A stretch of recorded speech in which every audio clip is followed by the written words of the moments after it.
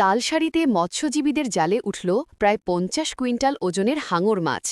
মৎস্যজীবীদের জালে মাঝে মাঝেই ধরা পড়ে হাঙর মাছ।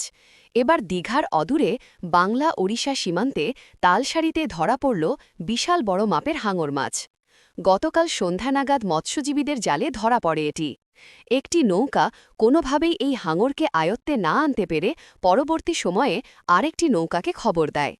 কয়েকজন মৎস্যজীবীর সহযোগিতায় তোলা আনতে সক্ষম হয়েছে এই হাঙর মাছকে। অতীতে এত বড় মাপের হাঙর মাছ সাধারণত দেখা যায়নি। সাধারণত দলছুট হয়েই এই মাছ ধরা পড়েছে মৎস্যজীবীদের জালে। এই মাছ তালসারি সমুদ্র সৈকতে নিয়ে আসার পরেই স্থানীয় মানুষজন সহ পর্যটকদের ভিড় জমতে শুরু করে। খবর দেওয়া হয়েছে বন দপ্তরকে। স্থানীয় সূত্রে খবর অনুযায়ী এই মাছটিকে নিয়ে আসা হচ্ছে দীঘায়। বিজ্ঞান কেন্দ্রের বিজ্ঞানীরা মাছটিকে পরীক্ষা নিরীক্ষা করবেন। দীঘা তালসারি উপকূলে এই ধরনের মাছ কেন চলে আসছে তারও এক রূপরেখা তৈরি হবে।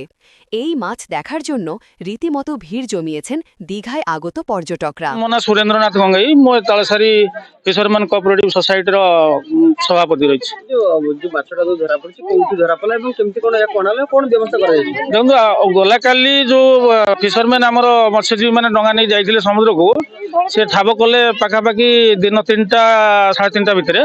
ସେ ବି ଏକାକି ସେ ମତ୍ସ୍ୟଜୀବୀ ଯୋଉ ଡଙ୍ଗାଟା ଠାବ କରିଥିଲା ସମୁଦ୍ର ଭିତରେ, ସେ ଏକାକି ଆଣି ପାରିଲାନି। ପୁଣି ସେ କୋଳକୁ ଫୋନ କରିଥିଲେ। ଫୋନ କରିବା ପରେ ଆଉ ଗୋଟେ ଡଙ୍ଗା ଯାଇ ଆଉ 4-5 ଜଣ ମତ୍ସ୍ୟଜୀବୀ ଯାଇ ତାକୁ କୋଳକୁ ନେଇ ଆସିଥିଲେ ପାଖାପାଖି ସନ୍ଧ୍ୟା 5ଟା ସମୟରେ।